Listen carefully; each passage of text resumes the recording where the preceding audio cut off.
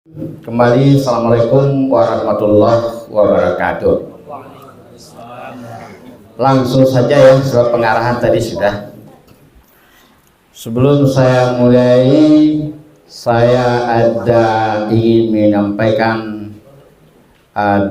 dua peristiwa yang mungkin cukup nggak tahu saya, tak memprihatinkan, tak apa namanya. Pak tahu saya, dan ini terjadi pada anggota kita, ya, terjadi pada anggota kita. Apa itu? Pertama, kemarin khatib kita dalam perjalanan mengalami musibah, ya, mengalami musibah. Ada anak seseorang yang tersenggol, tak bagaimana. Nah, yang menjadi pertanyaan itu ada, kok pengurus YBU yang ditelepon, kenapa tidak pengurus masjid yang bersangkutan yang menyelesaikan? Padahal dia berbakti di sana, dia mau berkhutbah. Ini ada apa ini? Apakah memang ustadz ini sudah tidak berguna lagi? Apakah ustadz ini sudah tak berwibawa lagi? Apakah memang ustadz ini sudah tidak dihormati lagi? Kalau dulu kita ceramah ini sangat dihormati, begini. Ini baru bersenggol tadi. Saya dulu pernah juga Honda saya di Masjid Al-Furqan dirusak orang, mau dicuri orang, rusak apanya itu, kuncinya itu rusak. Apa kata pengurus? Aman Pak Dur, Bapak saya antar pulang, ini Honda urusan saya. Begitu kata pengurus. Tapi nilai, mengapa? Big question. Pak Samsul Hadi duduk, jangan lihat. Ada apa? Buang air Pak. Jangan lihat, terganggu tak saya gitu. Oke. Ini kan pertanyaan besar nih, mengapa? Apakah karena ustadz kita sudah tidak berwibawa lagi? Apakah ustadz kita karena kurang ilmu? Apa ustadz kita banyak, sejumlah pertanyaan akan muncul. Why? Ini harus kita jawab. Itu peristiwa satu. Peristiwa dua. Ada juga ustadz kita juga, dia seorang imam di masjid, saya nggak usah sebutkan, diberhentikan oleh pengurus karena bla bla bla bla bla bla. Dia tidak mau berhenti, imam tadi tidak mau berhenti, padahal sudah berhentinya sudah ada sama saya. Kenapa berhenti? Kan begitu kan? Diberhentikan ini oleh pengurus masjid yang bersangkutan, tidak mau berhenti. Pertanyaannya, mengapa diberhentikan? Mengapa tidak mau berhenti? There are so many questions. Banyak pertanyaan-pertanyaan yang timbul, dan itu terjadi. Itu betul-betul peristiwa yang terjadi. Yang imam tadi terpaksa kami panggil, saya dengan Pak Zamhiri panggil, bawa dia ke sini. Kami kasih pandangan begini. Hari ini juga kau berhenti dari imam. Ya, meskipun sudah diberhentikan, tapi berhenti demi menghormati, menjaga harga diri Pak Ustadz. Buat surat pengunduran diri. Ya, buat surat pengunduran diri. Bagaimana buatnya Pak? Tidak pandai pula buat. Saya buatkanlah di sini Pak. Bagaimana cara apa? Jadi pertanyaannya, kok bisa seperti itu? Jadi seharusnya kan, ya, dasainnya itu Ustadz itu harus dihormati. Tapi dasolennya no. Seharusnya dihormati. Harapan kita dihormati. Tapi kenyataannya enggak. Meskipun itu tidak semua ya, ini kan peristiwa kebetulan peristiwa terjadi, itu mungkin sebagian kecil. Tapi saya kira juga begitu di Indonesia, yang namanya ulama ini tidak dihargai umat. Maaf saya, tak didengar umat. Ya, apa buktinya? Kata umat, kata MUI, seluruh majelis ulama Indonesia sepakat supaya memilih pemimpin yang bla bla bla bla bla bla bla. Apa yang terjadi di masyarakat? Itu kenapa? Nggak ada lagi ini. Enak sih nak.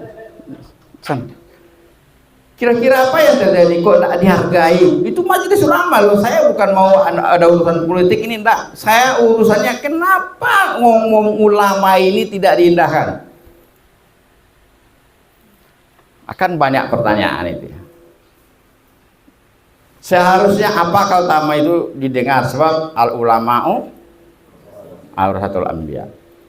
Kalau ulama itu sudah berfatwa itu berarti nabi. Kalau nabi itu kan sami'na ta'na, atiullah wa atiur rasul wa atiur ulul amri minkum. Ini no. Ini prihatin ini, Pak. Kita harus bertanya ini. Oke lah di sini yang ini yang di pusat. Ya kan? Itu pertanyaan besar. Jadi kenapa ini terjadi? Apakah penyebabnya A, B, C, D, E? Itu harus kita identifikasi. Itu harus kita identifikasi. Kita kumpulkan masalahnya, kita selesaikan satu persatu. Bapak dan Ibu, saya bukan mau cerita dongeng itu. Itulah yang kita tuliskan di dalam pendahuluan. Mas? Oke, sebelum lebih jelas, jadi saya bukan cerita main-main itu. Kita udah masuk materi. Ya, itu udah masuk materi. Oke. Baik. Itu materi pertama sebagai pembukaan. Yang kedua, metode yang akan saya gunakan adalah inquiry, tapi dengan metode scanning aja, scanning reading scanning. Semalam kan saya kirim bahan, udah dibaca belum? Saya kasih waktu 7 menit membacanya. Saya minta ambil 3 kesimpulan aja. Temukan 3 kesimpulan daripadanya. 3 saja, karena itu yang mau kita bahas. 7 menit, silahkan. Silahkan. Ada di WA. Di WA apa namanya itu Pak Ustaz? Sentral. Coba lah. Nah itulah yang dimaksud dengan metode inquiry. Tapi pakai scanning aja, baca sepintas sekilas saja. Bisa dibaca? 7 menit. Ya, yang nggak bisa nggak usah. Tapi harusnya bisa.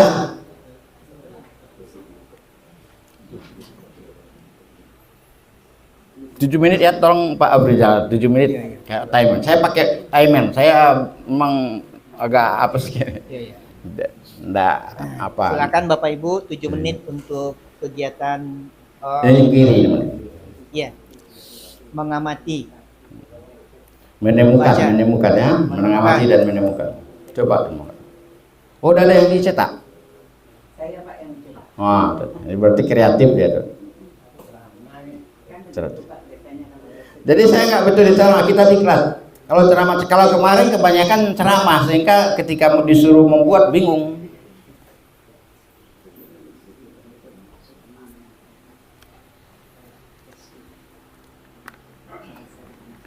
Nanti habis diklat ini, bapak-bapak, ibu-ibu diminta membuat secara tertulis judul-judul ceramah Ramadan, dibuat secara sistematis. Itu tugasnya nanti. Kemudian nanti kita share kepada kawan-kawan. Jadi kita minta maaf ya agak serius sedikit berkorban. Nah ini berjihad fisabilillah ini. sehingga kawan-kawan kita nanti dalam ceramah agak terarah sedikit gitu. 7 menit ya Pak? Iya Pak.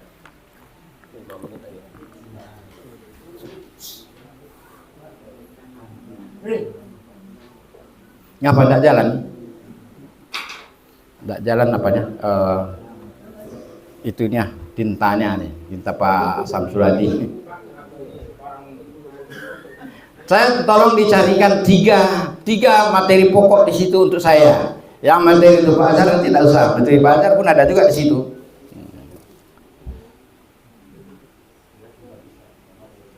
Ini sekaligus pengetes kemampuan Bapak Ibu membaca. Sebab keterampilan membaca itu ada pelajaran membaca itu.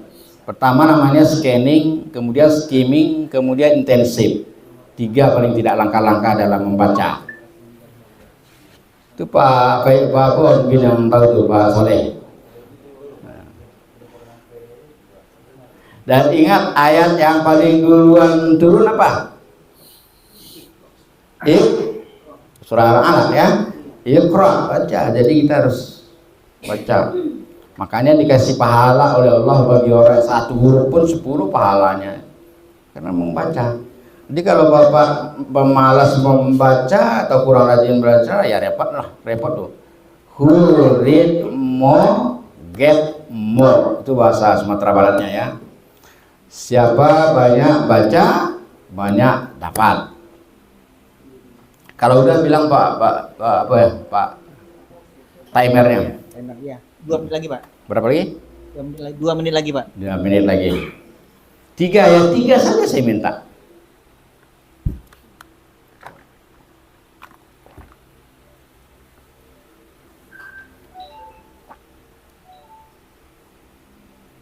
Sebentar ya, 3 menit lagi. 2 menit lagi lah ya. Ingat surah Al-Alaq deh Pak Azhar ya. Al-Alaq itu kita disuruh baca dulu. Dan saya bukan metode ceramah tok ya. Kalau ceramah nanti. Sebab kalau ceramah itu hanya bisa diserap 15%. 15%, paling tinggi 20%. Ya. Kemudian kalau dengan melihat tambah lagi sekitar 30-40%. Kalau mencobakan baru bisa 60% ke atas. Nah, itu juga kita harus sama-sama tahu ya. Mendengar, melihat, mencobakan 3 baru ilmu dapat. Kalau enggak ini enggak ada yang 3 ini ilmu itu Pak ya. Ya. Kalau makanya kita di Indonesia ini kan banyak ceramah-ceramah aja ya, banyak ceramah-ceramah aja. Alhasil apa? Dia katanya agamanya Islam tapi sholat enggak. Dia katanya agama Islam tapi perselingkuhan banyak. Itu contohnya. Kenapa kita metode ceramah aja enggak 10%, 15% sudah diteliti oleh para ahli itu. Jadi kita coba langsung dengan learning by doing istilahnya kalau kami di sekolah itu. Kalau sudah bilang Pak ya. Iya oke.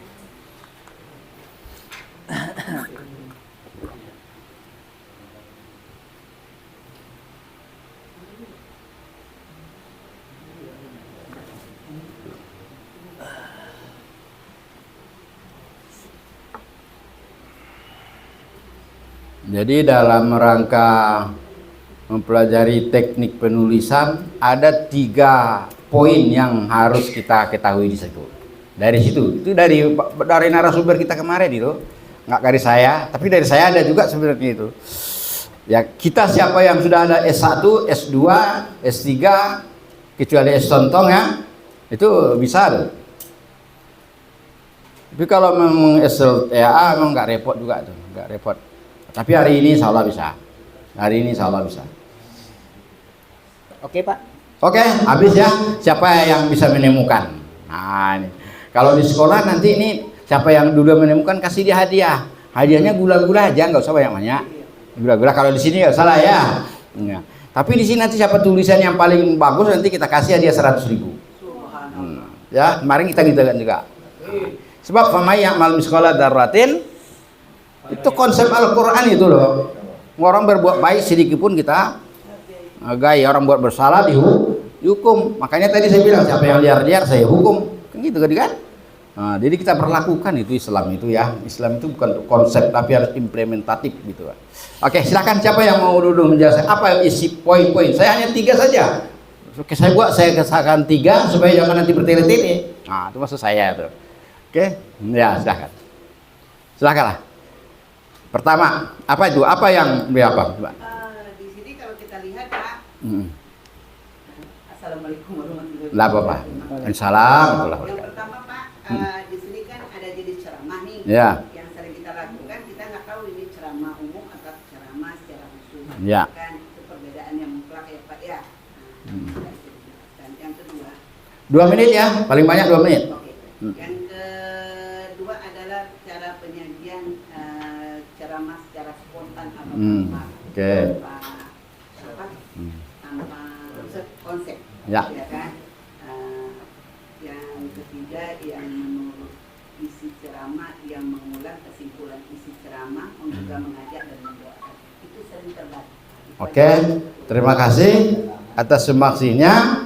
Saya perjelas lagi, ini yang ada kaitannya dengan teknik penulisan. Sebab judul apa saya itu, dia udah ada tadi beberapa, tapi diperlengkap lagi. 1 menit bisa jawab. Oke, silahkan. Waalaikumsalam warahmatullahi wabarakatuh. Di sini saya akan menyampaikan sedikit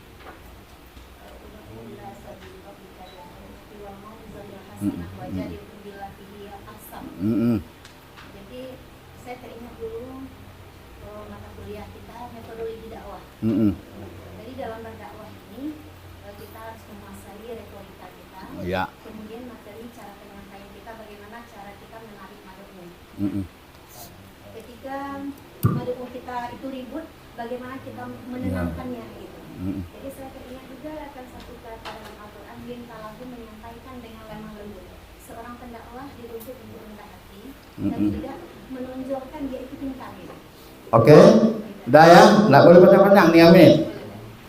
Tapi itu untuk Pak Azhar itu, nggak saya itu. Itu Pak Azhar ya. Ini yang saya, teknik penulisan. Nah, oke. Itu Bapak itu dulu ya. Assalamualaikum warahmatullahi wabarakatuh. Waalaikumsalam warahmatullahi wabarakatuh. Nama saya Ahmad Yadi. Menurut saya dari hasil yang saya baca beberapa menit, yang pertama adalah sebagai penceramah kita modal paling utama itu mengetahui pendahuluan, isi dan penutup. Itu yang pertama. Ada maksudnya ada pendahuluan, ada isi, ada penutup. Itu modal kita harus kita tahu. Yang kedua, penampilan kita itu yang paling performan. Penampilan yang paling itu sangat penting. Penampilan yang sopan dan menarik gitu. Ya. Penampilan. Yang ketiga, kita tahu berbicara dengan siapa, orang berpendidikan atau non formal. Ya. Harus kita kuasai. Ini masyarakatnya orang-orang yang berpendidikan atau masyarakat awam biasa. Ya. Mungkin itu aja. Oke, terima kasih. Alhamdulillah, bagus. Wah, semangat ini. Jadi kita nggak usah kalau mendengar ceramah nanti bosan. Kalau kayak gini kan nanti bisa ada feedbacknya. Di sekolah kan gitu juga kita ya. Itu saya guru ya. Yang sana dulu tadi ya, yang sana dulu Pak ya, yang sana dulu. Waalaikumsalam.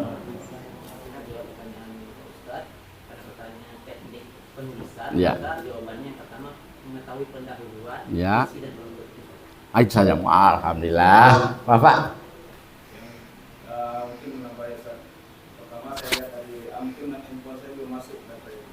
Saya lihat bahwa teknik penulisan itu secara PDF-nya belum Ustaz kirim. Yang kedua, bahwa isi dari yang diisi di PDF itu adalah karangan Ustaz Zulkarnain Umar, bukan dari Ustaz Zulkifli SMPD. Ini teknik penulisan secara apa di situ belum saya lihat secara definisinya secara hukum. Makasih. Oke, udah melengkapi. Kita kasih ke mau ke apa lagi kesempatannya. Oke. Tapi singkat-singkat ya, 1 menit. Maaf, saya memang sekilas Ya. membaca sekilas info. Ya, yang itu scanning namanya. Dapat saya tangkap bahwa metode ini memang kita butuhkan. Mm-mm. Mengingat dan melihat apa yang saya lihat di lapangan, karena tidak menguasai tekniknya, banyak di antara kita yang ceramahnya bermaaf-maaf bertele-tele, kadang-kadang tidak melihat situasi kondisi dan tidak mengenal audien dengan baik.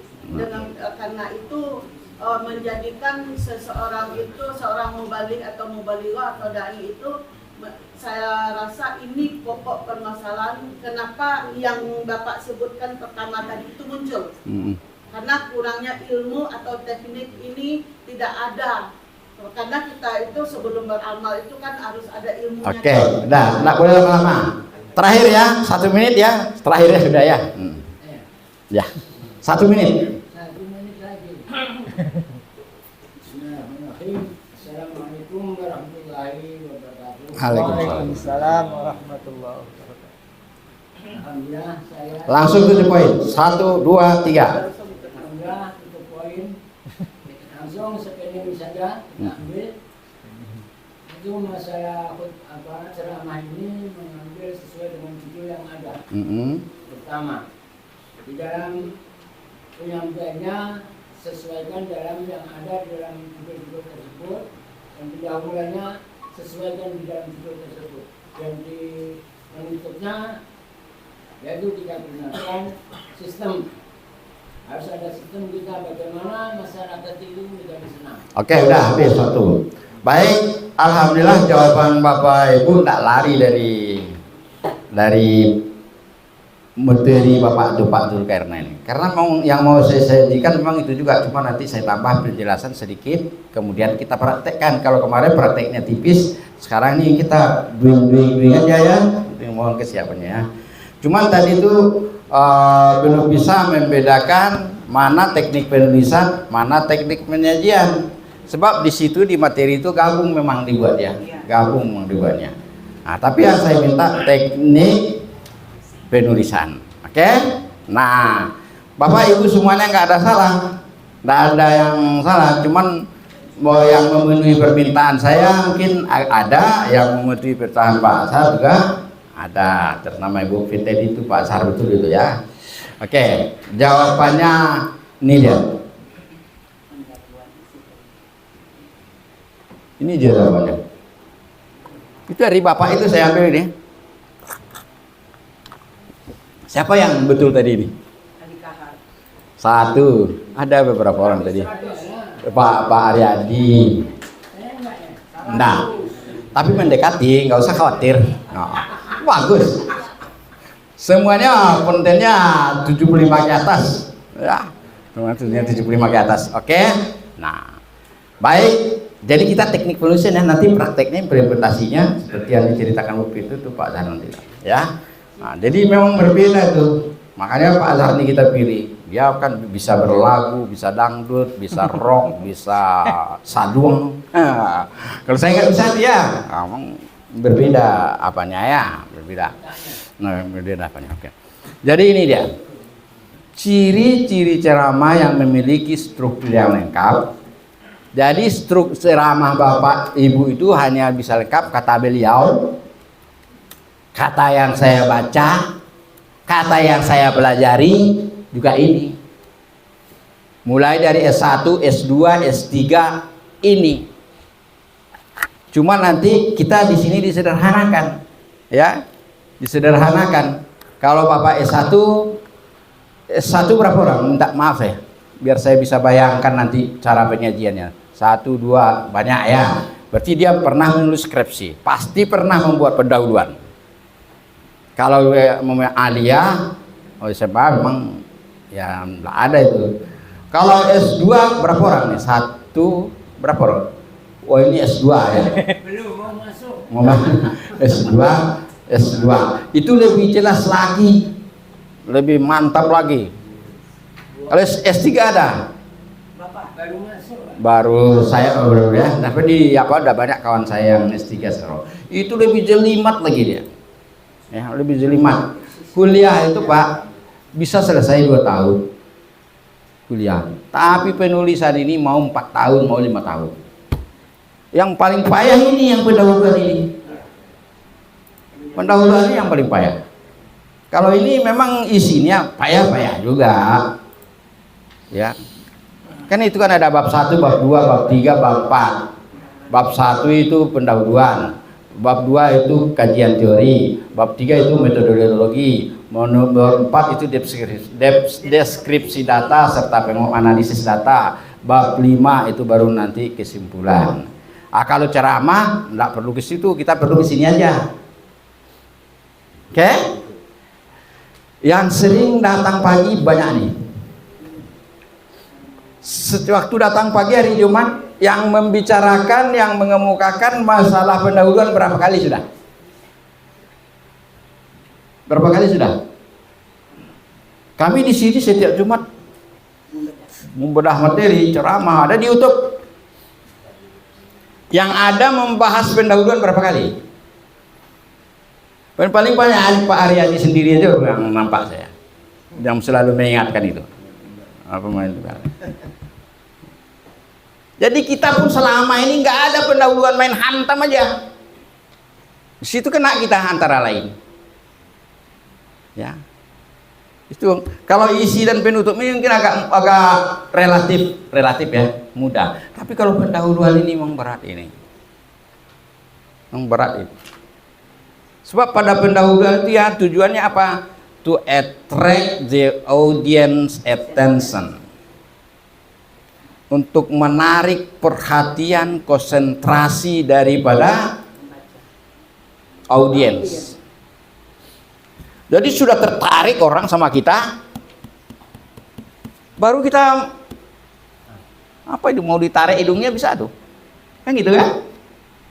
Enggak ngomong aja orang tidur, kan gitu kan? Karena tidak ada yang menarik. Dan Nabi Muhammad kan juga begitu sebenarnya. Maaf ya saya ceritakan yang contoh yang agak seksi sedikit. Ada hadisnya itu. Kalau kita mau berhubungan badan dengan suami istri, kan tidak boleh langsung go kan? Tidak boleh kan? Tidak boleh. Baca hadisnya lu. Ada di siapa ya? Siapa yang baca hadis itu? Ada hadisnya. Tidak boleh. Ke sana, ke sini, ke sono, ke sana, ke sini. Setelah masak baru go. Jangan seperti binatang kata Rasulullah. Jangan seperti binatang.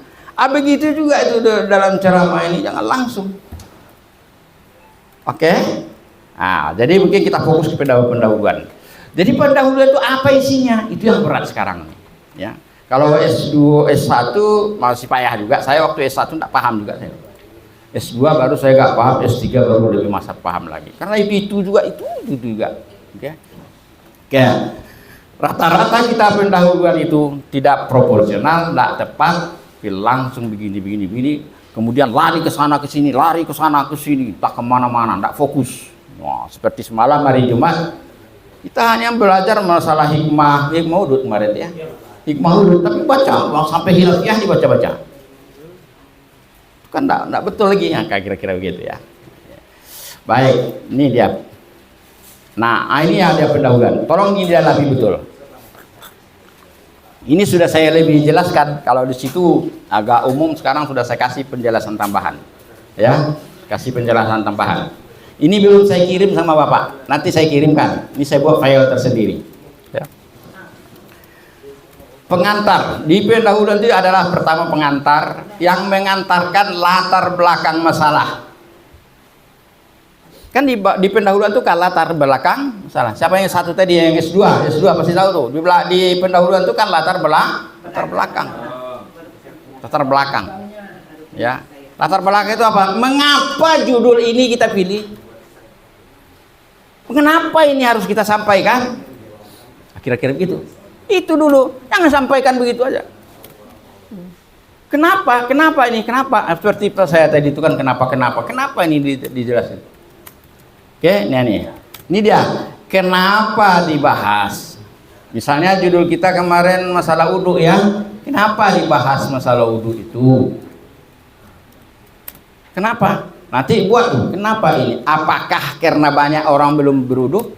Apakah orang belum benar cara berwudunya? Apakah masih ada orang yang sholat tapi tidak berwudu? Apakah orang selalu baca Quran tidak berwudu? Apakah banyak pertanyaan yang muncul. Nanti kita ambil salah satu daripadanya. Itu yang dibuat di pendahuluan. Oke? Itu secara singkat ya. Paham tak kira-kira? Ini harus paham hari ini ya, takkan Bapak kecuali Bapak kuliah S2 nanti baru jumpa balik gini.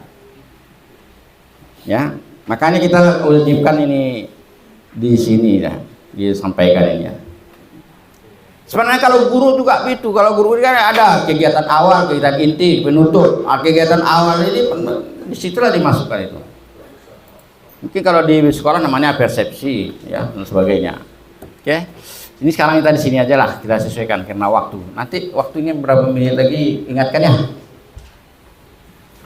Oke, jadi di latar belakang masalah itu kenapa dibahas, dijelaskan di situ. Apa masalahnya, diidentifikasi, ya. Yang diidentifikasi, kenapa itu terjadi, diidentifikasi. Kemudian apa tujuannya, dibuat tujuannya, nggak ada skripsi. Oh. Apa tujuannya? Nah, nanti setelah ini diharapkan tidak begini. Nah, oke, tuh ya. Tuh, kemudian mengantarkan latar belakang, kemudian untuk mendapatkan perhatian dan membangkitkan minat. Nah, yang untuk mendapatkan perhatian ini bahasa Pak Zulkarnain. Ini saya tambah dengan membangkitkan minat. Ya, membangkitkan minat dari pendengar. Jadi maksudnya itu supaya orang teringat. Saya yakin tadi itu kalau konsentrasi waktu saya cerita tadi, saya ada suatu cerita yang pasti langsung gini itu. Kalau mau jalan apanya kan? Ya, itu sudah saya contohkan tadi. Salah satu contoh ya. Dan itu real, udah bukan bohong-bohongan. Apalagi kita ustadz kan gitu. Harus real gitu. Nah, tapi ada nanti. Oke, membangkitkan minat dari pendengar terhadap ide utama ceramah. Nanti kan ujung-ujungnya kalau begitu berdasarkan itu maka saya merasa perlu menjelaskan masalah wudu. Kira-kira itu nanti penutupnya baru masuk kepada materi. Paham ya? Jangan dibantah, memang itu dia kalau secara ilmiahnya. Ini saya tambah penjelasan lagi. Ini lanjutan. Misalnya ini bahasa apa juga nih. Mulai dengan fakta yang menghentak. Apa itu arti menghentak ini? Ini bahasa Pak Zulkarnain itu. Dimulai itu di pendahuluan itu dimulai dengan fakta yang menghentak. Apa itu? Yang menggugah mungkin ya. Saya contoh lah ini saya yang buat nih. Contohnya angka perceraian. Berarti nanti topiknya pasti masalah nikah nih kan. Berdasarkan fakta di lapangan, banyak orang sekarang yang bercerai, minta cerai. Dari mana nampak? Mungkin kita pergi ke apa? Ke kuah. Mungkin dari teman-teman. Nah, itu namanya dengan questioning namanya. Ya, dengan questioning, observasi. Misal observasi lapangan dengan membuat semacam questioning. Ya. Nah, itu nantilah itu bahasa ilmiah itu tidak perlu lah mungkin kita di sini. Tapi itu maksudnya begitu ya. Jadi kita cari data ini, ternyata banyak orang cerai. Apalagi zaman sekarang. Kenapa? Sekarang banyak orang cerai. Kenapa? Karena laki ini banyak nganggur. Banyak nganggur lakinya. Itu yang sekarang. Tapi itu kita, mengapa orang sekarang banyak cerai? Bahkan istri yang minta cerai, padahal istri itu kan tak boleh minta cerai dia. Ini minta cerai kenapa? Apakah karena suaminya tidak ganteng? Apakah karena suaminya berselingkuh? Apakah suaminya karena tidak ada uang? Apakah suaminya ini? Apakah suaminya? Itu yang dimaksud dari questioning itu. Buat pertanyaan. Itu yang kita buat. Jadi karena orang bertanya itu pasti orang terbangkit apanya. Itu teorinya seperti itu. Tapi itu sudah kita buktikan itu. Jadi kenapa orang banyak cerai itu? Itu banyak penyebabnya itu. Ya mungkin komunikasi. Tapi yang paling banyak saya tengok itu karena suami itu banyak tidak bekerja. Itu sekarang nih. Ya, sehingga banyaklah nikah nanti itu pun tanpa wali. Banyak orang tanpa wali loh, dia bohong, walinya nilai bohong-bohongan. Abang saya udah mati, bapak saya udah mati, dan nikahkan oleh ustaz gelap. Kan di dunia ada tuh. Ada tuh. Itu kalau nikah nanti banyak pula ceritanya. Jadi kita mengapa? Banyak pertanyaan yang harus dijawab. Tapi mengingat waktu hanya sekian, maka saya hanya menjawab pertanyaan yang ini. Itu ujung-ujungnya nanti. Oke? Paham ya? Nah, satu ya, mudah-mudahan ngerti ya. Atau bisa juga dimulai dengan kutipan. Ya. Kita mungkin Bapak baca koran, baca berita. Saya tadi membaca koran, atau saya tadi menonton YouTube bahwa ternyata Pak Jokowi bersama rekan-rekan itu banyak melakukan penipuan tentang angka abadi. Itu nanti kan masalah juga. Kenapa? Di mana? Bagaimana? Kenapa dan sebagainya. Jadi itu berdasarkan bisa tulisan, bisa kutipan, bisa video. Saya tadi nonton ini, saya tadi baca ini, saya tadi baca ini, saya melihat ini, saya begini banyak. Itu yang kita mulai ceramah seperti itu. Tapi yang ada hubungannya dengan mantap, yang ada hubungannya dengan judul. Mana-mana pula yang ada hubungannya dengan judul. Jadi pandai-pandailah kita mencari itu. Memang harus kreatif loh, harus kreatif. Oke. Atau postulat. Ini istilah-istilah di akademisi, postulat atau aksioma, ya, yaitu kebenaran atau pernyataan yang bisa diterima sebagai kebenaran tanpa pembuktian. Ya, itu di nggak ada, ini saya tambah aja. Ya. Sebab Bapak itu kan buru-buru juga buat nih. Kalau saya baca dulu kemarin apa yang biasa-biasa dipakai istilahnya. Harus tahu kita apa itu postulat, apa itu aksioma. Yaitu pernyataan yang bisa diterima sebagai kebenaran tanpa pembuktian. Kira-kira apa contoh pernyataan yang kita terima begitu saja tanpa pembuktian? Apa? Hadis bisa, Al-Quran juga bisa. Air itu biasanya menurun kan gitu kan, kecuali dikondisikan kan. Itu udah pasti yakin aja orang tindakan. Ada orang air itu mendaki kecuali dikondisikan. Pokoknya pernyataan yang bisa diterima sebagai kebenaran tanpa buktian. Jadi bisa nanti hanya bisa juga Al-Quran itu bisa kan, itu udah pernyataan yang nggak bisa dibantahkan, kecuali orang Kristen. Kalau orang Kristen kan dibantah itu Al-Quran itu apa, itu Al-Quran itu cerita dongeng daripada Nabi Muhammad itu kata orang Kristen, cerita dongeng. Al-Quran itu cerita dongeng daripada Nabi Muhammad. Siapa yang bisa bantah nih? Supaya orang Kristen tadi KO. Siapa yang bisa bantah? Saya minta satu. Itu pasti dia orang Kristen itu bilang gitu, ya. Orang Kristen itu bilang itu Al-Quran itu dongeng, itu enggak ada yang betul Injil. Apa jawabannya? Itu karangan-karangan enggak enak pula dia tuh ngomong Muhammad itu. Siapa yang bisa jawab?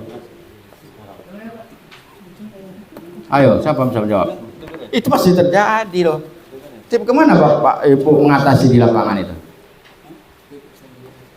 Bahwa Al-Quran itu wahyu yang datang dari Allah melalui Jibril, kemudian diturunkan secara berangsur ke bumi, tidak antara langsung ke Nabi Muhammad, tidak pula langsung ditulis karena Nabi Muhammad tidak pandai menulis, kan gitu kan? Tapi harus bisa Bapak jelaskan secara ilmiah. Jadi ada orang Barat yang masuk Islam kalau ayat itu surah Al-Mu'minun, tidak salah saya itu Pak Abhar. Manusia ini dijadikan dari darah ya, apa air apa itu? Alak kemudian mudghah, sekarang apa enggak hafal saya Pak itu. Mudghah ini pokoknya darah, daging, tulang gitu kan proses kejadian manusia. Ini orang-orang Barat masuk Islam nih. Tak mungkin Nabi Muhammad tahu ini. Dari mana dia tahu ini? Mana dia pernah belajar tuh air sumsum laki-laki jadi darah, jadi daging, jadi bungkus dengan tulang? Masa tahu Nabi Muhammad? Berarti Al-Quran ini pasti betul. Kalau Nabi Muhammad tidak sekolah, dia tidak pandai apa kok, pasti betul masuk Islam dia. Nah, kira-kira gitu Pak. Nah ya, jadi itulah dia postulat aksioma, kemudian ya diterima sebagai kebenaran atau pembuktian. Oke. Itu bisa ya. Jadi udah berapa itu? Bisa mulai dengan fakta. Fakta itu bisa berupa data, ya, bisa berupa data. Data itu bisa berupa nominal, itu dikumpulkan nanti melalui observasi. Tapi kalau kita nggak usah observasi, ya mati gitu aja, nah, atau mendengar aja. Kalau kita nggak mungkin pula buat questioning nanti kayak apa ke lapangan, namun nggak mungkin kan. Kita amati aja. Nah, kan sekarang banyak kita tahu nih kalau sekarang. Yang sekarang ini yang jelas dulu yang nampak kita mana banyak orang, nggak usah orangnya, mana banyak banyak orang di masjid daripada di luar masjid. Mana banyak? Banyak. Idealnya seperti apa? Desainnya seperti apa seharusnya? Harus banyak di masjid. Nyatanya? Ini kenapa? Itu udah question mark itu. Ya, seharusnya idealnya seperti itu.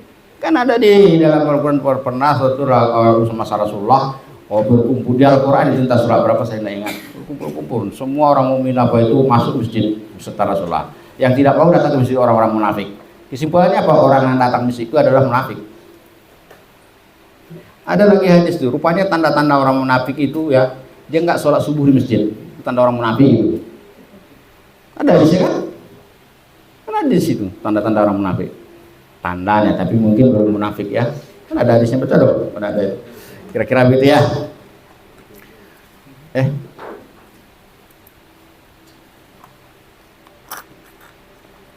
Itu yang dibuat di pendahuluannya.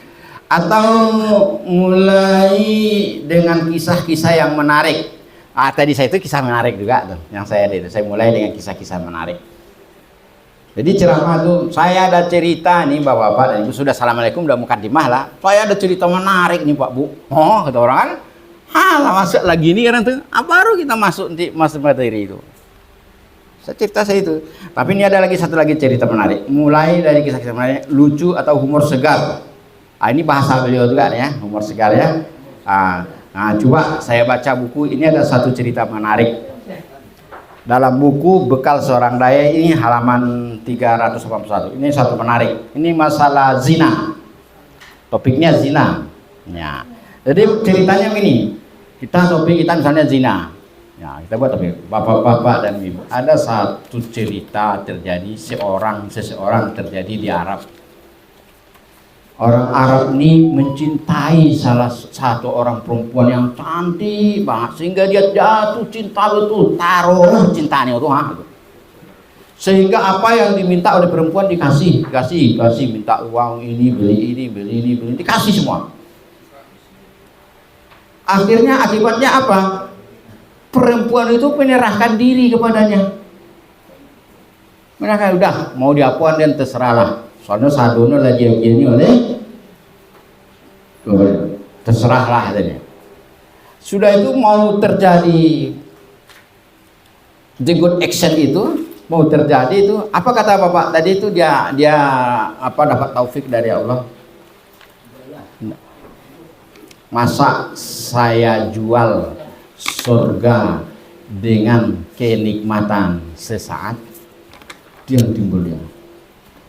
Akhirnya tidak jadi dia berzina. Satu contoh. Ini riwayat betul terjadi. Nanti bisa dibaca di buku Bekal Seorang Dai halaman 381. Itu satu cerita. Jadi kita cerita aja. Jangan langsung dorong aja. Apalagi nanti banyak cerita yang tak nyambung situ kan repot. Oke, udah banyak ya. Udah banyak saya kasih modal itu ya. Cerita melontarkan sebuah serangkaian pertanyaan bisa yang tadi itu ya apakah ini itu dia apakah karena ini bukan bagaimana kalau bagaimana itu kualitatif ya ini Pak ya juga kalau saya jelasin dia ada kuantitatif ada deskriptif ada kualitatif kuantitatif deskriptif ada lagi yang lain-lainnya kita yang apakah aja lah nggak usah bagaimanakah lah kan.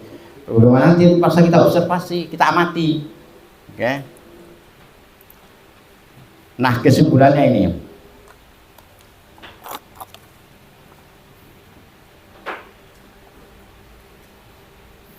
Sampai 10. Nah ya. Oke.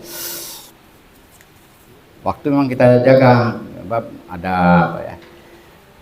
Kemudian kesimpulannya ini dia. Kesimpulan di pendahuluan itu 10% berisikan ini dia di pendahuluan itu ya. Nanti sepertinya nanti Bapak Ibu buat nih. Saya kasih topik buat seperti ini. 10% ada latar belakang menceritakan antara lain alasan pemilihan judul karena di lapangan begini faktanya begini maka apa fenomena itu ya gejala-gejala di lapangan. Angka perceraian banyak orang tidak sholat, banyak orang tidak ke masjid, banyak orang meminjam riba, kan banyak orang sekarang. Ya, ustaz pun masih menabung di bank konvensional sekarang. Kenapa kira-kira? Ustaz tuh menabung di bank konvensional, padahal di situ ada komitmennya di awal dengan saya tabung uang ini nanti bunganya sekian per bulan, kan ada tuh. Kita meminjam uang ada banyak tuh, nanti di muamalah kaji itu kenapa bisa terjadi itu? Apakah Ustadz kurang ilmu? Akhirnya apakah ini dan seterusnya. Atau dasolen kondisi yang diharapkan, desain kenyataan. Kita mengharapkan enggaknya, kan bisa juga Ustadz diteliti nanti itu ya Ustadz. Kita mengharapkan sebenarnya Ustadz itu sholat di masjid. Nyatanya coba. Bahkan ada ustadz yang ceramah waktu asar, masuk waktu asar, bukan sholat dia di situ, pulang sampai loh ke sini. Itu kan mengapa? Why kayak gitu kan? Big question dia mencatur buang waktu padahal dia tahu asri dari sana lebih kusrin kan? Ada gitu nggak siap dari ustadz, nggak haruslah. Itu kira-kira contohnya ya. Jadi fenomena. Nah, ini yang kita buat di tulisan itu nanti ditulis ya. Kalau bagaimana mengemukakan nanti itu pakarnya ini ya. Menceramahkannya beliau ini. Kalau saya hanya isi itu ya. Kalau saya memang itulah saya agak kasar, saya minta maaf sebelumnya ya. Orang Batak itu memang gitu, tidak bisa disembunyi-sembunyi. Kecuali saya orang tuh orang Tabligh Selatan tidak boleh disebut dia Batak, lo marah dia tuh. Tahu saya itu. Yang Batak itu kan saya, yang orang ini orang Minang Hani mungkin ya, ini tetangga dengan ini, sama dengan orang Makina, orang Minang kan gitu. Bisa jadi dia gini pula saya tengok, kalau orang itu kasar biasanya hatinya lembut, kalau hatinya lembut biasanya orangnya kasar. Contohnya ular.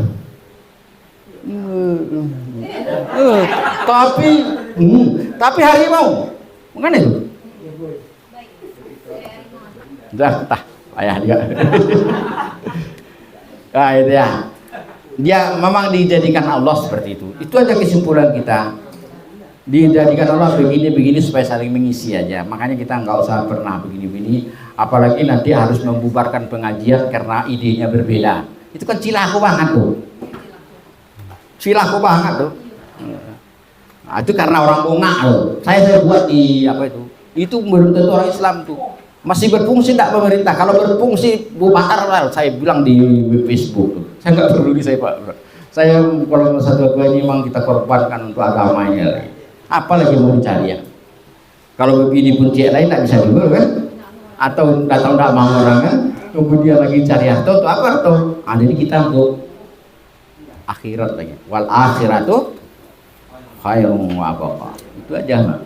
Oke ya, Ustaz, memulai dengan kisah-kisah menarik seperti lucu seperti ini, melontarkan sebuah atau serangkaian pertanyaan-pertanyaan. Oke, ini dia ya, fenomena desain. Jadi seharusnya begini, tapi kenyataannya begini. Kok bisa begitu Pak Bu ya? Nah kita gitu kan sama orang.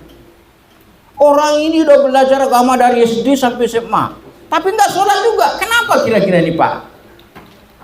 Jangan-jangan Bapak di rumah nggak sholat, jangan-jangan Ibu nggak beri contoh. Apakah Bapak tak beri contoh? Apakah Bapak tidak memberi teguran? Apakah Bapak tak mendidik baik-baik? Padahal dalam Al-Quran kan jelas wa'mur auladakum, suruhlah anakmu sholat. Ada tuh. Apakah itu? Itu buat pertanyaan. Nah, menurut hemat saya ini karena Bapak Ibu tidak memberi contoh yang baik. Ini misalnya seperti itu. Maka judulnya nanti bersihlah pendidikan atau tanggung jawab orang tua terhadap anak. Kira-kira gitu Pak. Ya. Kayak menyampaikan masalah, disampaikan rumusannya yaitu dengan apakah ya, apakah karena ini, apakah karena ini, apakah karena ini. Ini resmi, no, jangan bilang acak-acaknya. Ini dari buku-buku yang kita ambil dan juga dari bapak itu ya, kita simpulkan ini. Saya mau sejalan betul dengan beliau tuh kemarin nih, sejalan betul. Ya, karena memang saya telepon yang sejalan betul, saya mengambil itu begini ini. Jadi kita bersyukur. Jadi ilmunya itu sudah saya serap, saya simpulkan ini dia nanti. Oke. Jadi tujuan pendahuluan ini untuk menarik. Jadi ingat, misinya adalah how to attract, bagaimana menarik perhatian orang. Itu tujuan pendahuluannya. Nah, untuk itu gambarkanlah antara the solemn dengan the sign. Oke? Harapan dengan kenyataan. Itu Bapak gambarkan. Oke, nanti Bapak buat nih. Oke. Contoh. Nah, ini contoh, saya kasih contoh lagi nih. Ini nampaknya harus dikasih contoh-contoh. Kan ada di apa itu dikasih contoh-contoh kata beliau ya, buat contoh. Contoh urgensi sholat. Apa arti urgensi? Argen. Dari bahasa Inggris. Penting. Apa lagi? Mendesak. Jadi keperluan yang mendesak, kepentingan yang yang utama, yang pertama-tama harus kita perjuangkan, kita usahakan. Bagaimana anak ini supaya sholat itu tujuannya kan? Nah, mungkin fenomenanya, faktanya apa? Banyak orang tidak sholat. Betul nggak? Betul. Nah ini sekarang ini masih banyak orang tidak sholat. Padahal begini, tapi kok begini ya? Maksudnya kita padahal sholatul imanuddin dan segala macam. Tapi kenyataannya kok seperti ini. Nah, itu kan? Apalagi itu farqul bainal mukmin wal kafir sholah ya gitu ya. Nah, kemudian ada juga hadisnya, mau dengan mukmin dengan musyrik juga ada hadisnya ya. Nah, jadi itu. Kemudian data bentuk nominal, misalnya saya selidiki, mungkin kan tidak mungkin. Saya tengoklah misalnya anak-anak SMA ini sekian orang dari siswa ini tidak sholat. Dari mana tahu dia? Waktu zuhur dia entah kemana-mana, seharusnya dia ke musala. Coba tengok SMA, saya guru SMA sini Pak. Coba tengok Pak, berapa orang yang masuk musala waktu zuhur itu? Padahal orang pulang nanti asar kan? Akan bisa tahu kita sekian orang cuma yang sholat. Kenapa ini? Kenapa siswa SMA masih banyak sholat? Apakah karena ini? Apakah karena ini? Apa karena ini? Apa karena ini? Kita buat itu. Tak jelas banyak itu. Sehingga orang nanti kita ambil yang lebih yakin kita. Mungkin ini. Nah, kita ambil nanti satu ya. Kemudian postulat ya, semua pernyataan yang bisa diterima sebagai kebenaran, pembuktian misalnya Al-Quran, hadis, itu kan itu tidak perlu dibuktikan. Kemudian pertanyaan apakah kalau mengapa bagaimana ini tidak salah. Kemudian ini saya buat hitam. Yang hitam ini apa? Contoh-contoh lain ya. Yang hitam ini nampak enggak? Enggak nampak.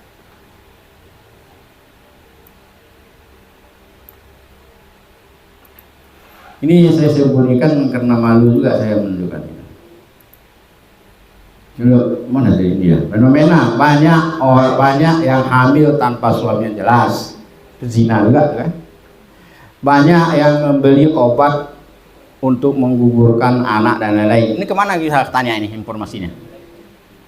Kemana kita tanya? Informasinya? Apotek kan banyak orang dulu.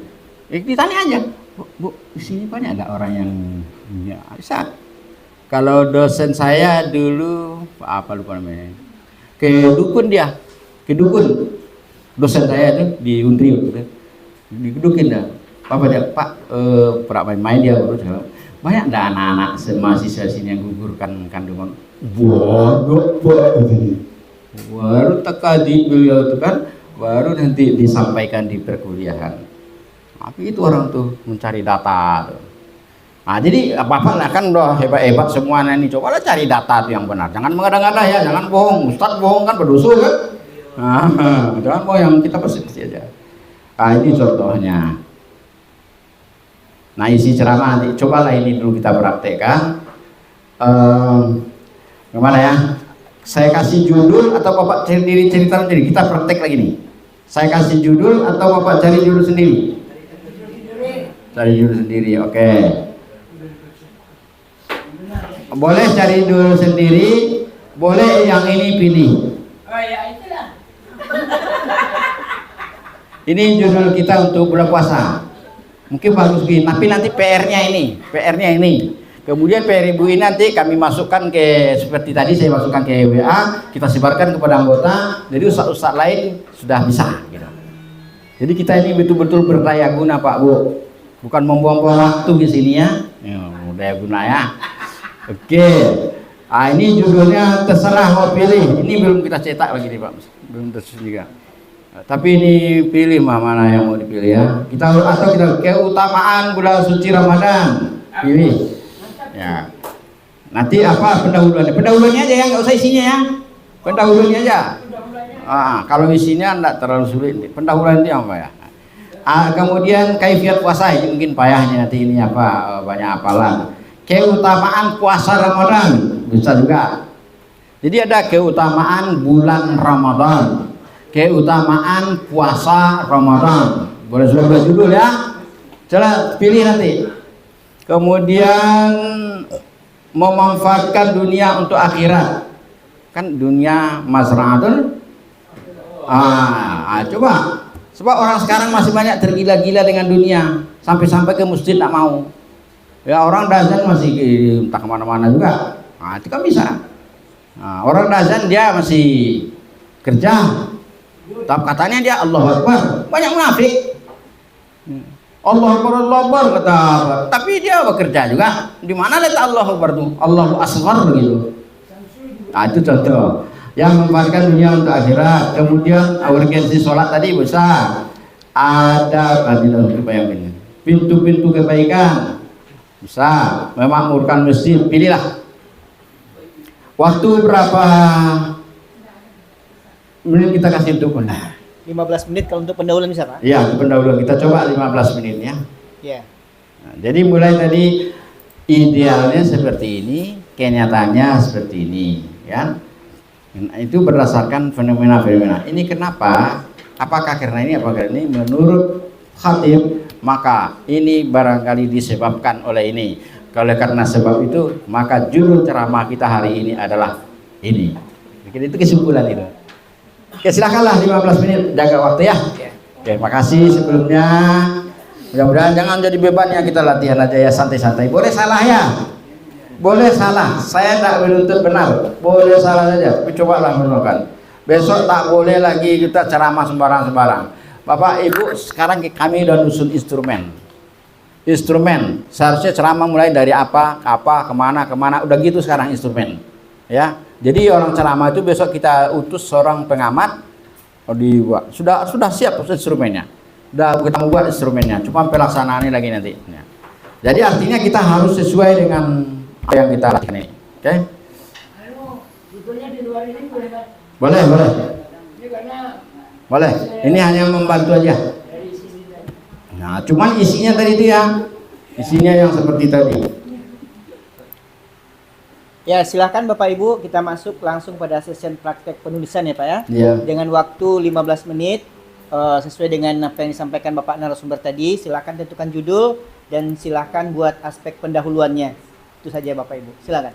Kemudian silakan Bapak Ibu snacknya dicicipi. Ya, sambil makan-makan aja, santai aja Pak ya. Santai-santai aja ya. Iya. Mohon dibuat namanya Bapak Ibu.